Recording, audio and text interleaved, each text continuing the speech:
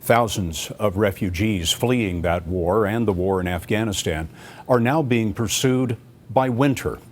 In Eastern Europe, many are stranded in Slovenia, cold and hungry, after Croatia and Hungary closed their borders. The refugees' destination is Western Europe.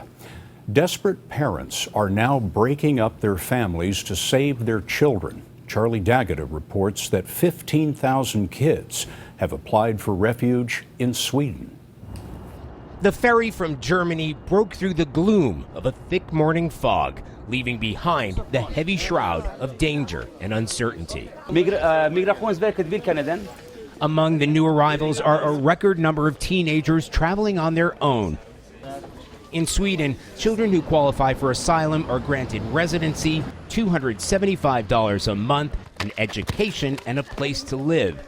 So many have arrived, this school has now become a transit center, a hangout for some of the thousands of adolescents on their own from Afghanistan and Syria. Some are barely teenagers, like Omar Wahibi from Damascus.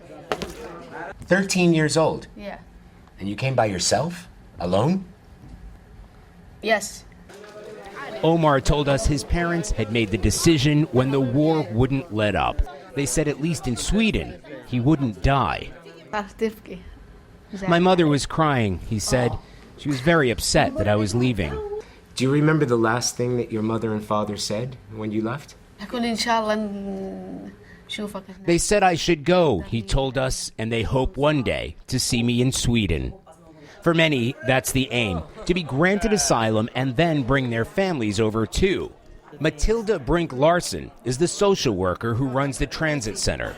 She says many of the children are traumatized when they arrive. If someone puts his eyes on me, I have to put my papers away and just sit for a minute and share his story. And even if we don't have the same language, he can speak to me with his eyes, with his expression. Yeah, expressions.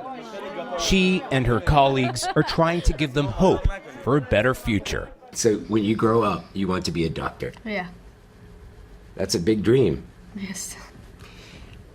Because of the increased numbers, Scott, the asylum process can now take more than a year. Now, they stay in transit centers for a number of weeks before they're sent off to places like empty nursing homes, like one we visited, or foster homes. But Sweden is struggling to keep up with the demand. Remarkable story. Charlie D'Agata reporting from Sweden tonight. Charlie, thank you.